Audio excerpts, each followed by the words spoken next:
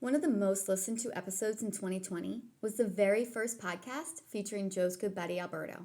With everything going on in the markets and in the news right now, Joe wanted to do a follow-up with Alberto to discuss the changes that have happened and to discuss exactly what is going on in the markets and where they see it going in the future. Find out why Alberto is saying, just do it. Welcome back, Alberto, man. It was great to have you on again. We had a guest, you on as a guest last year. Now we're at the beginning of 2021, and the times have changed, and there's a lot of interesting things in the news to start the new year. And I think it might even be more exciting than last year. What is your thoughts? Joe. Yeah, no, absolutely, 100%. I'm very excited to be back on your show.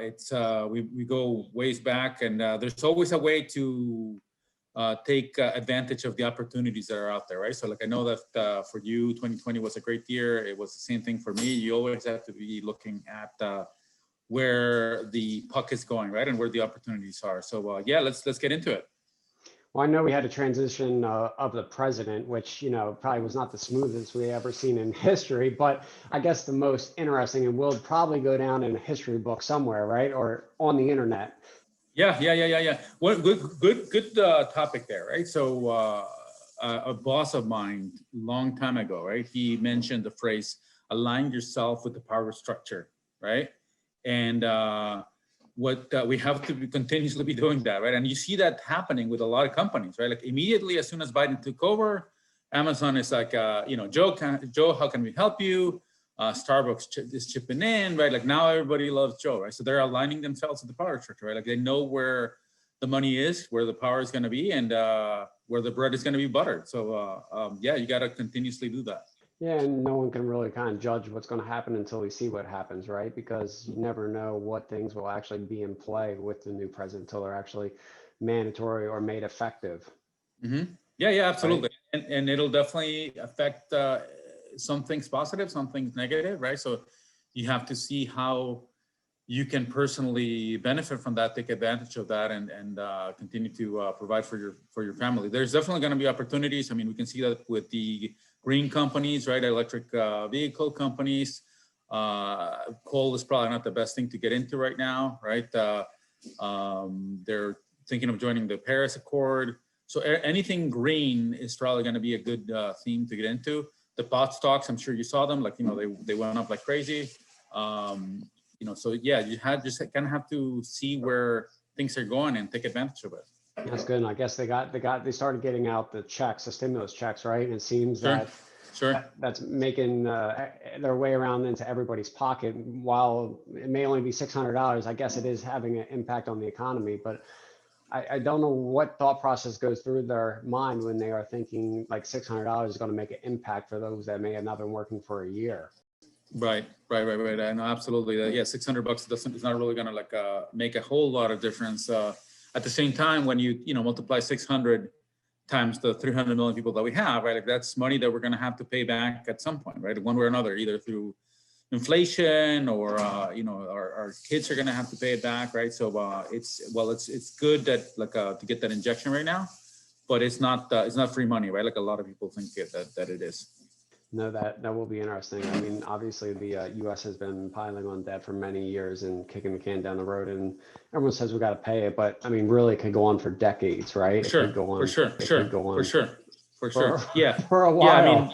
Yeah. I mean, everybody's talking about how inflation is coming, but the same thing that we've been doing in the U.S. here for the last 12 years, right, or maybe 15 years. Like Japan has been doing it for 30 years, and many people have bet that inflation will pick up in Japan for the last 30 years, and it hasn't happened, right? So like they actually call them the widowmaker trade, right? Where people keep on betting on that, and it's not coming, right? So if you think it's bad here as far as like the crazy things that we're doing, Japan is like 3-4 times worse, right? Like their debt to GDP ratio is over 200%, right? Like much bigger than what we have right now. I think we're around like 120 or so, right?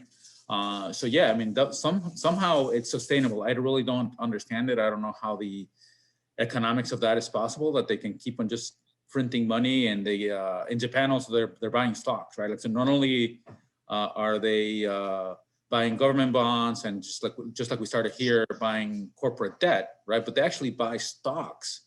So it's interesting how it just keeps on going and going and going. And at some point it will definitely pop, but who knows when.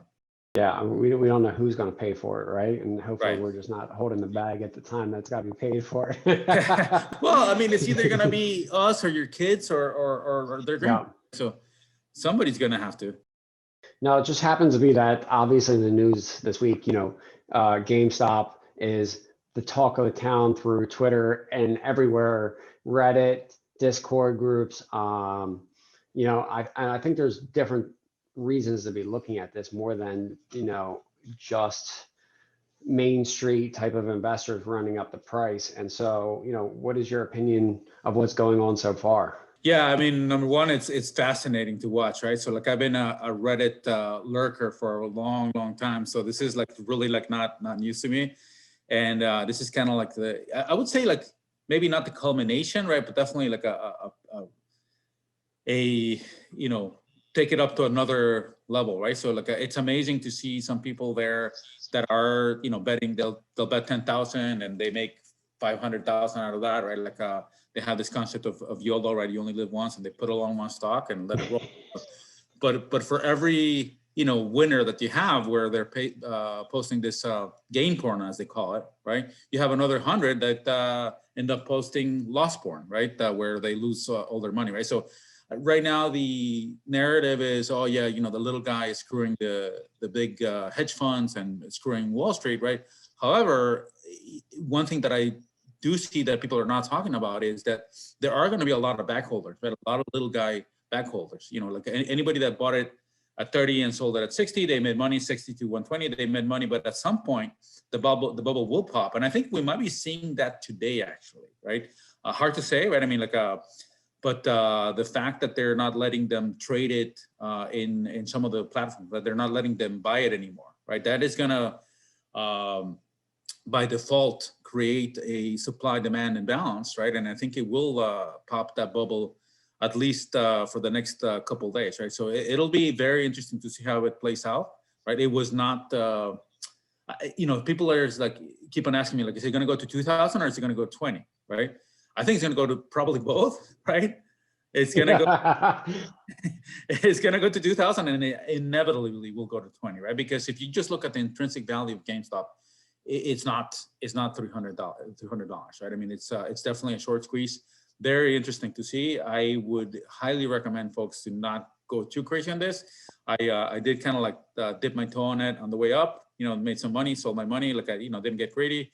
Now I got a trade on the way down. Let's see how that plays out. Like I did buy the way that I would recommend if you're gonna like do anything with it, do it with a put, right? Like do it with a short in the stock. If you short the stock, it's unlimited losses, right? If you do a put, you have defined risk, plus buying or borrowing shares, right? To short right now is pretty much close to impossible. Right? So that's how I would recommend, if you're going to do anything, do it that way. And number two, just do money that you can afford to lose. It's a crazy trade right now. So I think the bubble, I mean, and what I'm seeing here in the first few hours this morning, look like today may be the day it's done for. I mean, basically, they blocked the trading on all these stocks. And I just checked before we got on.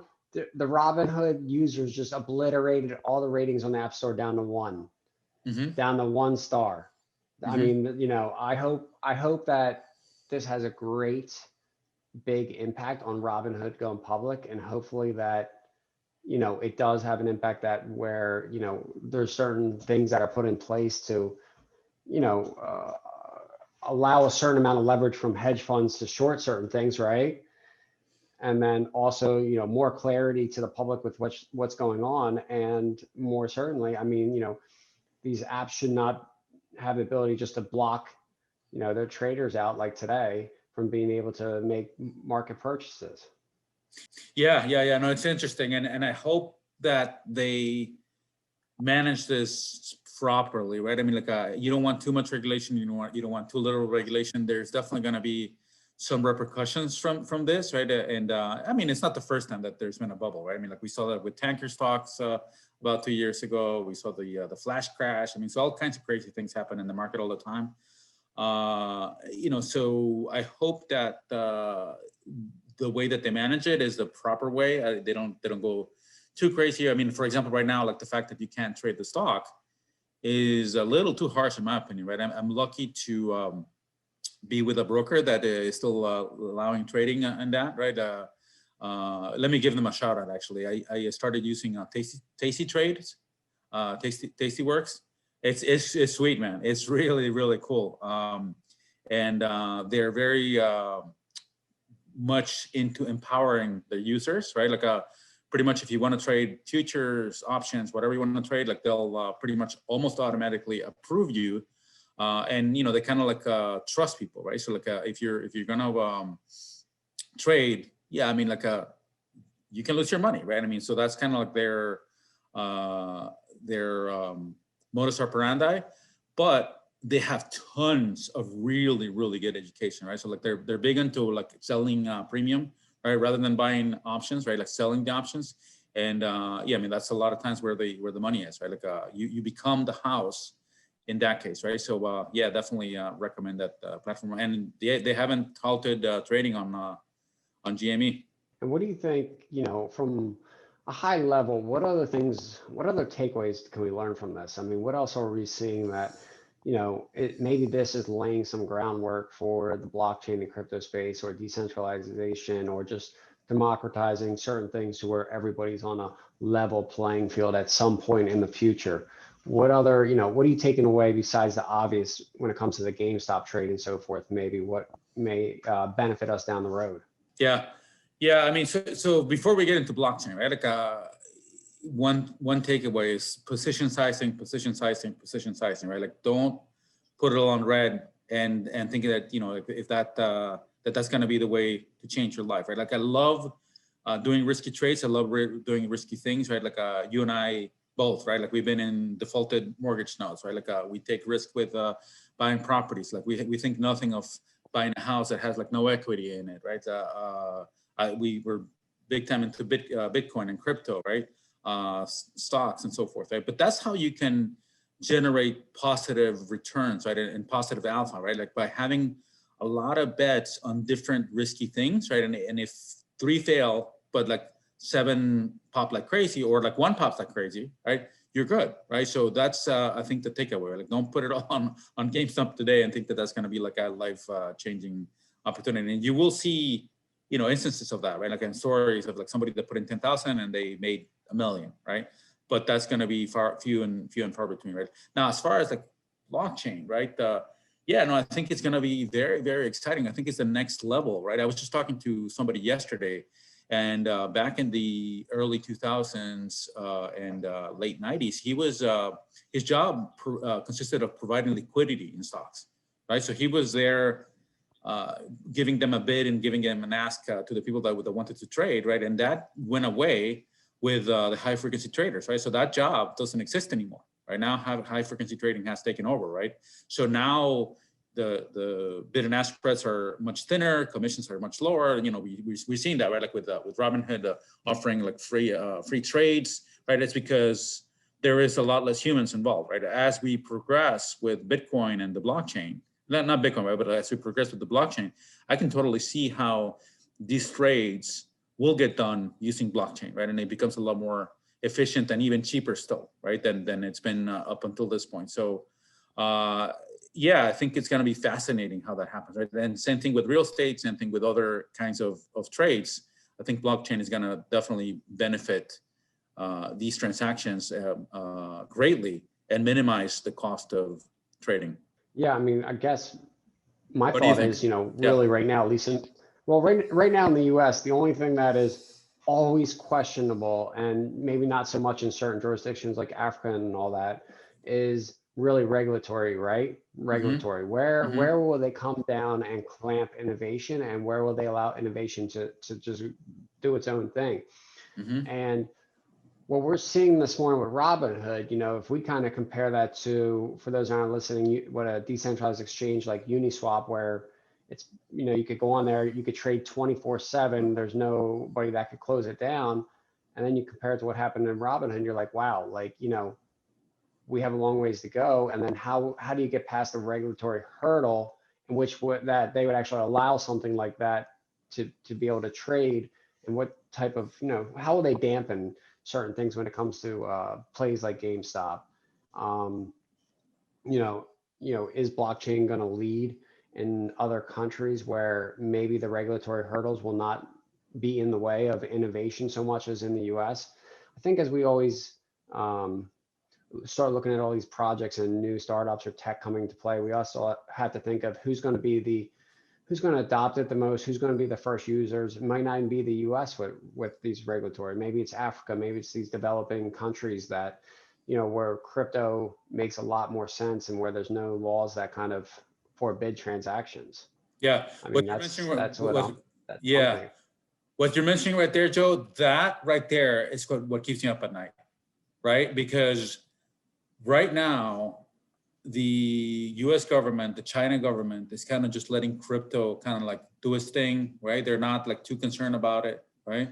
I don't think they realize the monster that crypto is, right? Like crypto has the ability to steal the power of both China and the US of being the fiat currency, being the currency of choice, right? And right now, if you look at the market cap of the crypto market, it's about $1 trillion, which in the big scheme of things is not huge. I mean, that's a big number, right? Like it's hard to envision. But when you look at the amount of assets that are around the world, it's still, less than 1%, right? But as crypto starts really taking hold, right? I think that's going to awaken a giant. Like there's no way that China or the US want to give up that power, just because. Like right now, I don't know if they don't realize it or they just don't envision it so far. But that is something that I can totally see both China and the US trying to squash, trying to kill, trying to ban, right? I think at the end of the day, unless they're completely draconian, they're not going to be able to do it, right? What do I mean by that, right? So if they try to just ban crypto, right? Well, it's you have peer-to-peer networks, right, where you can trade money back and forth, right? So we saw that in the era of spring, right, where people were trying to shut down Facebook and so forth, but people were still able to communicate with peer-to-peer communication, right? So like same thing is going to happen on the crypto space where people can move crypto back and forth. The only way that I can see where they could make a dent on truly banning it is if they criminalize it, right? Where they say to the point where if we catch you using crypto, you will go to jail. And don't be fooled for a second that they're not willing to go that far to squash it, right? So yeah, I mean, if Jack Ma goes missing for a few months, anything is possible. absolutely. Yeah. And that's the China case, right? But I mean, like I think we're a little bit naive to think that that's China, that would never happen in the US. I think we have seen some things, and we'll continue to see things that it could happen here as well. So we'll see. I mean, I'm hoping I agree. Having the blinders on, and they just let it roll. Right? It's going to get to a point where they will not be able to squash it. It'll just be interesting to see if this we'll call it movement where mainstream investors come together and doing their research and drive essentially stock picks and communities around companies that are going to ultimately actually grow and prosper, and how the companies will respond to the communities itself and with open arms, so that they both work in tandem to move forward. I mean, that's what I think everyone's recognizing these days, is it's all about community, and it's all about the customer. And I mean, just there's a lot that's going to be taken away from this, what's going on in the market right now. I think people are just not even recognizing it. It's interesting to see it as it kind of unfolds more and more. And I mean, hey, it'd be cool if like the community could get together and put some kind of lawsuit together against these guys for shutting down the trading. I mean, that definitely would be interesting to see. Yeah. It'll definitely be interesting. I think that there's a lot that we can take from this. I think you're right, like the power of crowdsourcing, right? Like that's kind of what Reddit is, right? Like doing all this community research, right? And I go there a lot, right? And they kind of take pride on being offensive and being, calling each other names and so forth. Right? But if you look at the research itself, I mean, it's pretty high quality. I mean, they definitely put in some good pieces. So it'll be and so I guess like they're being serious while at the same having fun, right? Like they're doing some really serious research while at the same time doing some bantering and back and forth, and it can get pretty. And now if they get shorted today, I mean, now we're all going to need another stimulus check to get the next round going, right? I mean, we're all waiting for another check to come at some point, hopefully. Yeah, I have a feeling, Joe, you're not in that category. I mean, like that. But anyway, like are you getting a 600? Yeah. No, I mean, I feel like that. I guess what I'm saying is definitely now that they maybe get shorted out today, there may be some losers that, we're going to need another stimulus check to start being processed for everybody to get back into the investing game. You know what I mean? Right, for sure. And I think you're right. I think that this government stimulus has definitely been part of why there is so much liquidity in the stock market, and then there's so much retail investor interest, right? So like again, one of the good things that has come out of this whole crazy pandemic, right? Like people are at home.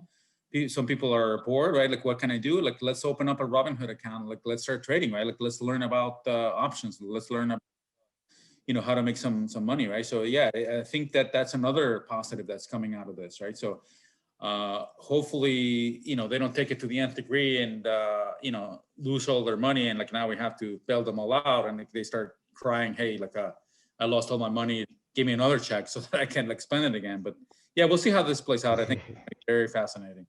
Well, I know as we kind of started touching on crypto and, the crypto marketplace, obviously since last March when we bottomed out across all markets, has gone up substantially, could be 10, 15x, and seems like we may be taking a break here, catching our breath maybe for 30, 60 days.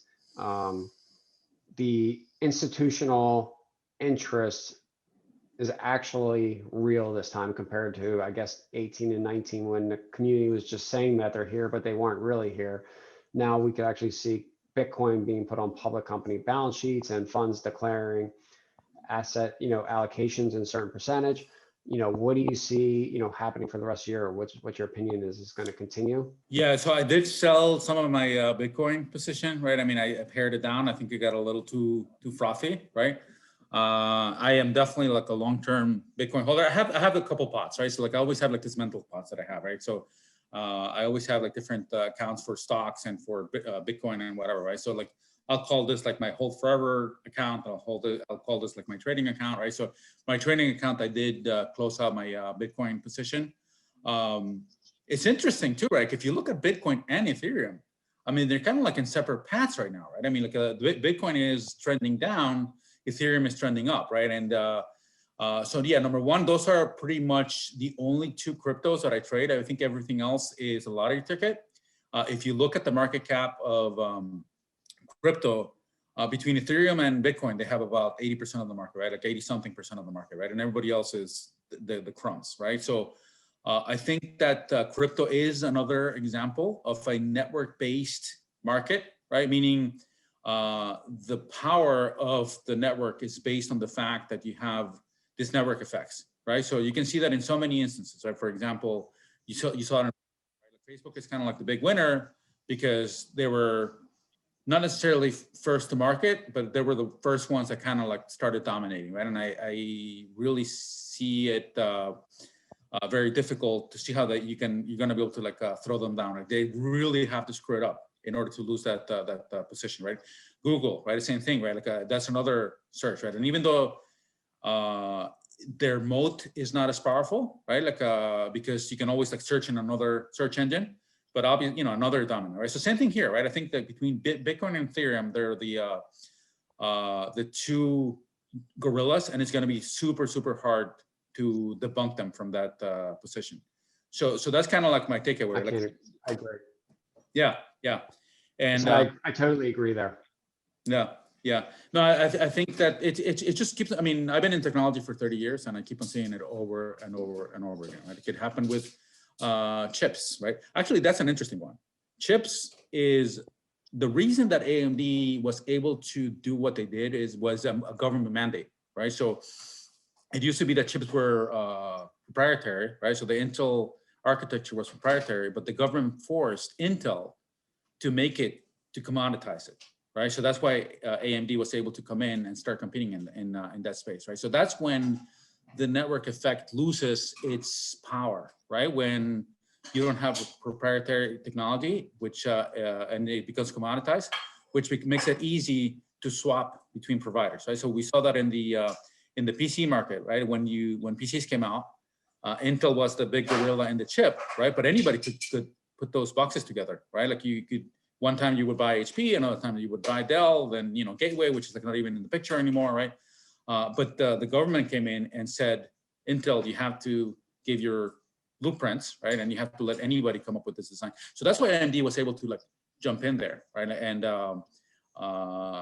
gain traction in that market. But something like, for example, like NVIDIA is a different story because they don't have to share their proprietary graphic, GPU cards, right? So I'm a bigger believer of NVIDIA than maybe even AMD, even though I do have AMD. AMD is starting to get into the GPU market as well. So like, kind of to making it a proprietary market. But yeah, same thing with crypto. I mean, I could give you like another 30 examples. To me, the biggest example of that right now, Joe, right? And we talked about this a little bit before.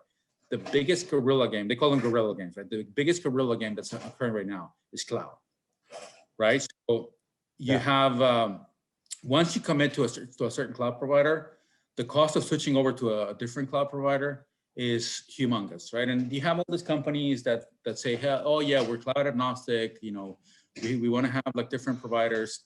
No, that is the dumbest thing you can do, right? I mean, because for so many reasons, you're going to have to train multiple people on multiple platforms. You're going to have to have different data centers. You're going to have to connect between those two or three data centers that you have between the providers, right?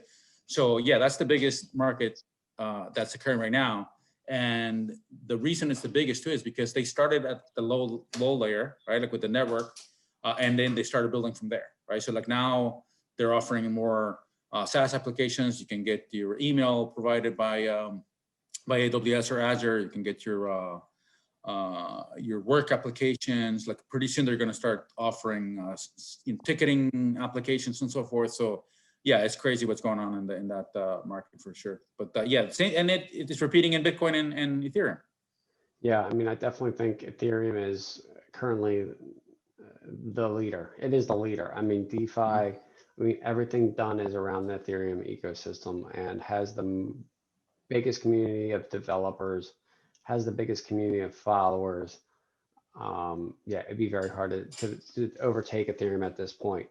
And starting to play around with DeFi a little bit lately, not an expert in it by any means, but it's interesting to start seeing how things start evolving basically from a financial product standpoint, where you could go in, you could lend assets, you could borrow assets, you could receive interest, you can kind of do some yield farming, you do some different exotic things. And it will be interesting to see how it all plays out in the next few years and decade, to just how the banking side meets with DeFi and how it comes together, and how maybe there's an integration of wallet services. Like, is it going to be that you log into your bank and you're going to also have, wallet addresses like under your business account that could hold crypto, and then a fiat, account also? What is that going to look like? Or is it going to be more like banks are gone and there's a service that just converts your fiat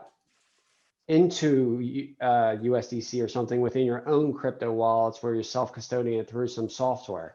I don't know yet, but I guess it also is going to depending on the client, right? Are they going to want a self-custody? Are they going to want institution? And what institutions are going to be first to the game to offer their clients the ability to be able to hold crypto in their bank account. Yeah. So I think that there was a bank, right? Like a couple of weeks ago or something, Alaska Bank or something like that got approved. I don't know. Avanti, there's a few people getting a Wyoming license, and I just haven't seen anything to the extent that kind of merges it all together yet in one. I mean, at least what I'm looking at, because trust me, I was like the last few months, like, God, I'm ready to get the hell out of the banking system a little bit. Yeah, sure. And I think over the next 5 years, it can occur, but it's going to take longer than people think. But yeah, I mean, that's how I kind of vision it. Or just like someone right now can build an app where you could convert fiat into crypto right within a wallet, or when you send it out, it can convert it on the way out. I think that would be interesting to see. I mean, I would definitely sign up to give it a try. And I mean, right now, they're starting the ability to do loans on DeFi, so it'll be interesting to get past over the next few years when they get out of just the on-chain stuff and start doing loans to assets that are, like real estate and so forth, and how they will be able to fetch the pricing and the value on a daily basis. Not quite sure yet, but we'll kind of see that. Yeah, as I'm hearing you, Joe, I mean, my mind is racing, right? Because like, I'm super excited about this, right? Like the possibilities are endless, and you're right. I mean, who knows where it's going to land, right? I think you're right about Ethereum, right? Like the reason that Ethereum has a little bit of, or not a little bit, but a lot of play, right? And it is a number two, but a very strong number two, is because their technology is so much more efficient and advanced than Bitcoin, right? Like, and it'll be interesting to see how that evolves. I mean, even though they have 80% of the market, but Bitcoin's still the gorilla. But we're seeing that in the market in the last couple of months. I don't know if it's going to hold, where Ethereum is starting to go up, Bitcoin starting to go down. We'll see how that plays out, right? So, but yeah, Ethereum is amazing technology. I think that another thing that people miss, and back to what we're talking about, the government, right, and trying to ban it. I think that's something that's really important about crypto is the ability to trace transactions, right? Like so many people have misconceived notion that crypto, it's you can't trace it, you're anonymous, yada yada yada, right? I mean, this is the opposite of anonymous, right? Like you have this public ledger that you can go in and trace transactions, right? And everybody can see what's going on, and they can all be tracked back eventually to your Bitcoin address, right? So I think that's an important argument, that in order for the government to not play any shenanigans and try to ban it, that should stay. I mean, I don't see it changing, right? But like there are some cryptos that, promise anonymity, and I think that those are gonna quickly fall by the wayside. I mean, if I'm not investing in the lower coins, I'm definitely not investing in the anonymous coins. So I think those are gonna be ones that are gonna be squashed pretty soon by the government, right? So we need to simplify it a little bit more. I think, something as simple as a Bitcoin address, right? Like I think it's still confusing to people. So making it where it's as easy as like a PayPal or like a Venmo, right? And we're getting there, right? I mean, PayPal is getting big into crypto as well. Yeah. Interesting to see all these companies, right? Like Michael Saylor with MicroStrategy putting all their freaking treasury holdings in Bitcoin. That's amazing. That's a pretty big, bold move on his part, right? So, and I think we're going to continue to see that, maybe not to the extent that Michael Saylor did with putting 100% of his money or the company's money, right? But 5%, 2%, 10%, I can totally envision companies doing that as well. All it takes, I mean, is just one announcement from like an Amazon or even like a Elon Musk, right? Saying something about Bitcoin, and like, we're off to the races again. Like we saw that with Etsy, right? I think he tweeted about Etsy, and the stock jumped like 20, 30 points on that, right? So that's another thing to be careful, right? I mean, like it is a frothy market. People are very excited about everything. And so control your risk, manage your risk. Yeah, I actually got a couple wallets that I'm following to try to actually get education on. This one whale, we'll call him, has about $400 million just rolling in one freaking Ethereum address. And he's got about 100 million in leverage on the DeFi applications. And you could just watch the trades every day and how they're adding certain liquidity tokens to certain pools and how they're putting collateral over here and then getting a loan out. And, it's a good way to just watch and learn from, bigger whales and what strategies that they're doing. So like you're mentioning, most of it, it's on chain, so you could see the activity of everybody, and therefore it's not so anonymous unless you actually, to the point that you figure out what the end wallet is where they come out into fiat. Yeah, I mean, that I love it. I love it so far, at least. And it's definitely a little bit more exciting for me moving out of the note space and into crypto. So Joe, do you want to talk a little about properties? Yeah. I know that you're doing a lot of stuff on that. So, I mean, let's see what's happened the last few months. Let's see. Well, the one beach house I picked up at the, in 2019 over at the beach. Let's talk about over at the beach, right? So I picked up the, beach house, a couple beach houses and a bunch of waterfront lots in 2019. Kind of just timed the market right. At the end of last year, I sold 6 of the waterfront lots for about double the price. Nice. Right. So in and out over a year. Was expecting to hold them a longer term, but the price just happened to go way up and someone made me an offer and I was like, hey, might as well, I want to take it and run because you don't know where the market's going, right? Absolutely. Plus, it's not good to carry debt on non-cash flowing assets for all the listeners. Yep.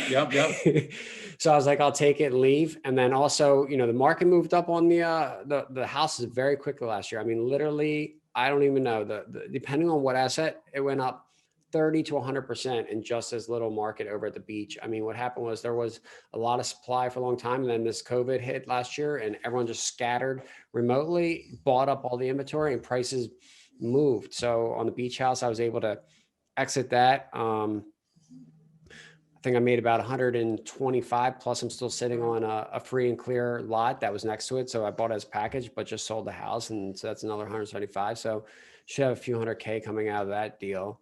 And then the lots, like I said, they did a double. And I mean, now I have left is oceanfront house that's on the market.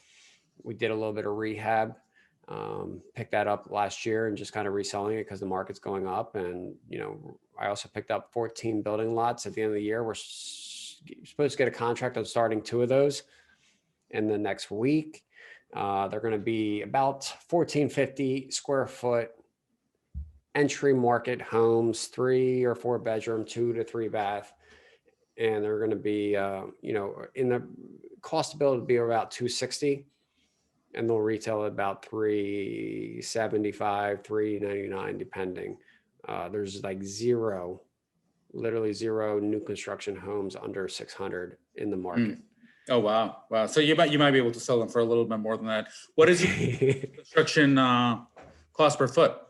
So I think we're like 170-ish, if that sounds right. I think somewhere in and around there. I mean, at the beginning of last year, we were thinking it was going to be closer to 140, but obviously everybody knows the price of wood has gone up dramatically over the last year. And so that's at least 20K added on to each house that maybe we didn't account for per se, but at the same time, the house price on the sales side has gone up equally or more. So it's working out.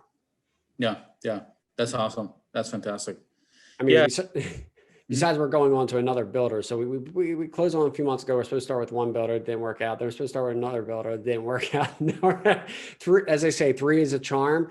I mean, what's kind of happening in this area and for everyone to keep aware of is that everyone's just getting so busy that the GCs are not able to round up the subs in order to execute on these jobs because subs are so booked out for so long that then they don't want to sign a contract to do the deal because they don't believe they could deliver in time. So now we're on a guy who's looks like he's been in the area building for a long time and should be able to get it done. And we're going to obviously be paying for a little bit more price for that. Yeah, that's interesting. Yeah, I mean, and I think that'll be good. Like if it's somebody that's been doing it for a long time, that is critical, right? So like I am like building 3 new construction homes up here in New Jersey. And the reason I'm doing that is like, number one, I have no clue about new construction, right? I'm learning as right. But I did partner up with somebody who has been doing it for 30 years. This guy's dad. And in addition, my friend, he's been doing it for like the last 3 or 4 years, right? So for so many reasons, it's important to hook up with somebody that has that kind of experience, right? Number one, they're not going to be making as many mistakes as you would when you start the process, right? But number two, and you're alluding to this, right? It's the relationships that this guy has, they go back 30 years, right? He's got his framer that he's been working with for 30 years, right? He's got his plumber, he's got his mason, right? And so forth, right? So when he calls his framer and he says, hey, I have a job for you, he's going to drop everything else and he's going to come to this guy's side, right? Because he's been feeding him for the last 30 years, right? So that, you're right. Yeah, that's exactly the problem right now, trying to get your crews to come in on time, right? And time is money, right? I mean, you have holding costs and so forth, right? So if they're not managing themselves properly and they don't have like the right relationship, you're toast, right? So yeah, fascinating business. Hopefully the strategy is we're doing like single family residences right now, right? But assuming that the market kind of stays stable, we'll start getting into multis, right? Like 10 units, 12 units, mixed use, all that fun stuff. What's your reason for getting your, dipping your feet in the water there? Well, it was just an opportunity that was like just too good to pass up, right? I mean, I know that I've known Sergey, my partner, right, for like the last 10 years. And I know that he's like a super, like he doesn't take any BS from anybody, right? So he doesn't give you BS and he doesn't take BS, right? So he's a really good partner. I've actually had a couple businesses with him already. And when I heard that he was doing new construction, it just seemed like the right opportunity to learn about something new, right? Like something that's different between fix and flips and new construction is, number one, in fix and flips, your margins are going to be a lot lower, right? I mean, your absolute numbers, right? Like maybe more relative, but absolute numbers is not going to be as big. So one bad wall with termites behind it, one foundation issue, whatever it is, right? Like you're done, right? I mean, Sergey had an issue in this very pricey community up here in New Jersey called Snack, where he had to redo the septic, right? And that was like a $30,000-$40,000 problem, and there goes your profit, right? So he didn't lose money, but he didn't make money on that project, right? When you're doing new construction, it's much more well-defined risk, right? Like here's a lot, it's been approved, right? We don't buy anything but approved lots, right? Like if it has to be rezoned, we don't go into that, right? And so once you have that, then everything else is well-defined, right? Like you're going to set your foundation, you're going to set your framing and so forth. There's not going to be any walls that you have to worry about that you tear down, and there's like a lot of garbage behind it, right? So far so good, knock on wood, right? But like the idea is definitely to get into bigger and bigger projects. It seems, at least on paper, that doing one single family residence is almost as much work as doing like a 10 unit, right? Because you still have to get all the permits, you still have to get get your contractors lined up, right? You have to get everything on the schedule. So that's the idea, right? To kind of get to that level in the next year or two. I think that's what we're all learning in this area, is that the scalability, right? I mean, it's similar type of work, similar timeframes, just to go on a bigger project. And what came to my mind as you were speaking is that what we were seeing in the market is that the delta between used inventory and what a retail buyer wants to pay for it, and let's say a fully rehab property, has gotten to a point that there is no spread there for a rehabber per se to buy it on the market, fix it up and resell it, because there's some retailer that will come in and pay closer to full retail price or as is condition. That just doesn't make sense. So the only thing left to do at that point, if you can't find deals, is to build. Yeah. Right. Yeah, absolutely. And you bring up a really good point, right? You have to be willing to go, and you have to be smart enough to take advantage of where the opportunities are, right? So like that's why it's good to know about how all the games work, right? Like be it fix and flip, be it new construction, be it notes, even crypto, right? Like right now, the latest thing that I'm learning about, which is like fascinating, is selling premium, right? So options, calls, puts, right? Everybody on Reddit is crazy about buying the calls, right? But 90% of those people that are buying those calls, they're losing money, right? Like they're expiring worthless, right? Somebody's selling them those puts and calls, right? And that's where I come in, buddy. So selling that premium to those folks that want to risk their life savings. Now, obviously, there could be a lot of risk, right? If you sell a naked put, if you sell a naked call, it's undefined risk, right? But there's ways to mitigate that, right? So you can sell a vertical spread that will cap your risk, right? Like you can also do a lot of trades across uncorrelated assets, right? So selling gold, selling silver, selling the oil, so all kinds of commodities, right? Make sure that you have some that are, that will go up if the market goes up, and some that will go up if the market goes down, right? Like, so that you can kind of cover your bases, like they call it being delta neutral, right? So like whatever the market does, you're still making money on that time premium, right? So like you're capturing all that time premium that's embedded, right, in intrinsically in the option. So we'll see how it goes. I just started that. I'll keep you posted. I might lose all my money. I might not. Let's see how it goes. Now I know with on the real estate and new construction, kind of what prompted me to buy those lots definitely dealt with supply and demand, but also migration, people working remotely. And with COVID still playing out probably for most of 2021 also, what are some things that you're doing maybe in regards to due diligence or your decisions and what lots to buy or your pieces of real estate when it, for location wise and meeting supply and demand? Yeah. Good point. So number one, I mean, to your point, right? I mean, who would have thunk that once we really realized that we're going to be locked down for a while, right? That the market was going to go the way it did, right? Like the stock market, the real estate market, right? I mean, and so first lesson there, right, is be patient, right? Just because the market goes down, don't sell everything, right? Like that's the worst time to sell, right? And just because the market is going up like crazy, don't start buying up everything like crazy, right? Like, have a strategy, have a plan, right? And like stick to the plan, right? Like Mike Tyson has that famous phrase, right? Everybody has a plan until they get punched in the face, right? Well, we've definitely been punched in the face a couple of times this last 2 years, right?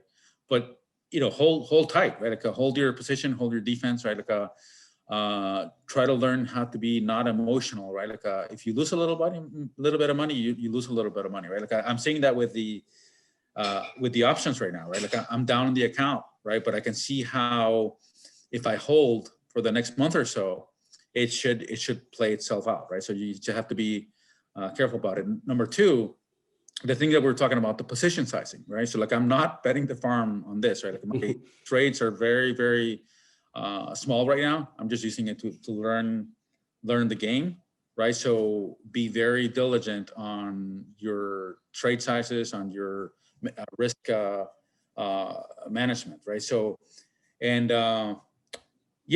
number three, like diversify. Right? When you talk to a financial advisor, they tell you, oh yeah, we're gonna get you diversified, right? And they buy 10 mutual funds, like 5 on stocks and 5 on bonds, and they all have like a 2% commission that goes right into his pocket, right? Like, no, that's not the kind of diversification that I'm talking about, right? I'm talking about diversify into crypto, diversify into rentals, right? Like there's companies like Fundrise that allow you to participate with very little money into real estate, right?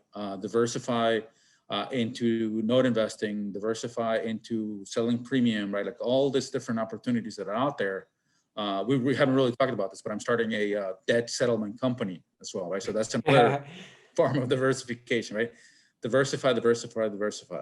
Well, I mean, how the heck do you find all the time to manage all this? Because I'm worn out from listening.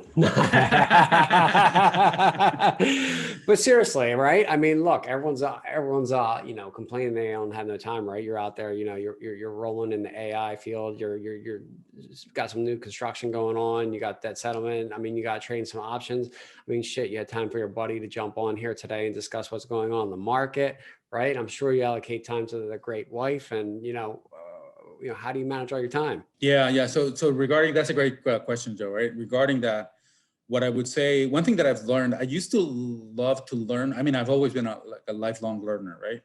But one thing that I shifted on, right, is don't learn for the sake of learning.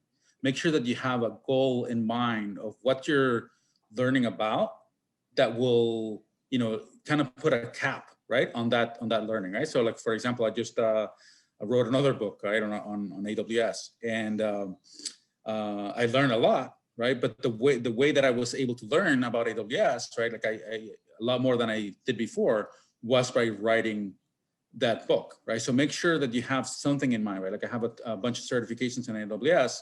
You're learning as you're getting the certifications, and you have that end goal, right? Learning about real estate, get into real estate, right? And you know this better than anybody, because I know how you've been crushing it year in and year out, right? There comes a point when you're learning, you just have to take action, right? And you're going to continue to learn, and you're going to continue to learn by making mistakes, but you have to just jump in and start doing it and know that you're going to make mistakes and continue to learn. But yeah, that's kind of how I do it.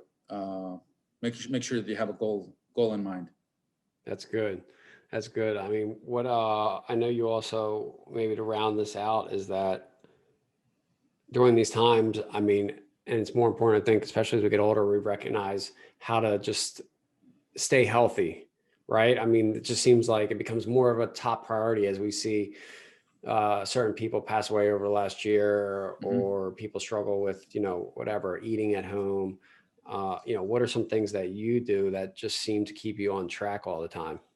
Oh, dude, I am religious. I mean, if I'm fanatical about my health and about my eating and about my exercise and so forth, right? And it's really fascinating to see, right? So I'm sure just like you, I have close to 5,000 friends on Facebook, right? And they're all over the place. I mean, some of them are just kind of, I'm a little bit of a Facebook whore, right? Like somebody wants to be my friend, I'll be your friend, right? But the majority of people fall into two buckets, right? It's people that are either into investing, right? Like into real estate or stocks and so forth, right? And the other camp falls into people that I have met through my running club, right? I belong to a running club, or people that I have met through CrossFit, right? I love CrossFit. And it's interesting to see those two camps, right? Where some of them will be in the CrossFit camp or the running camp. And, all they talk about is like, I got to bring my marathon time down by 2 minutes, right? From like 2 hours to 1:58. Like I want to get sub 2. And that's all they talk about. And they're super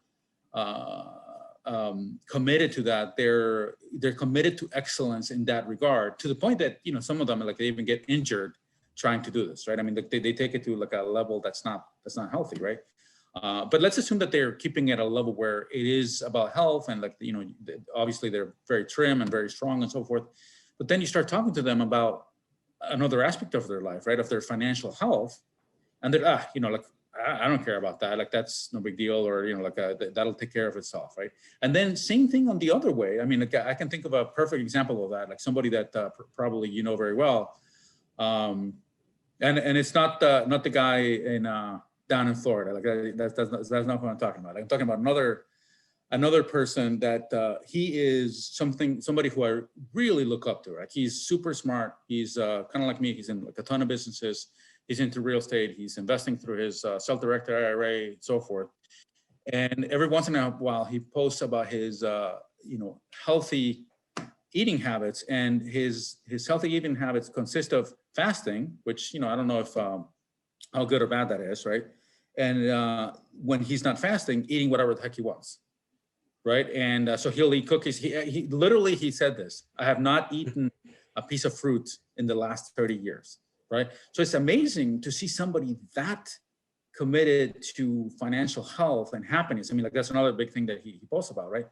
Being that unhealthy with his eating habits, right? I mean, and the way that I see it, what he's doing is, if you had a Lamborghini and you don't put gas in it one day, and then you put crap gas the next day, what's going to happen to that car, right? And unfortunately, we only get one car, right? Like, I mean, you can always buy another Lamborghini.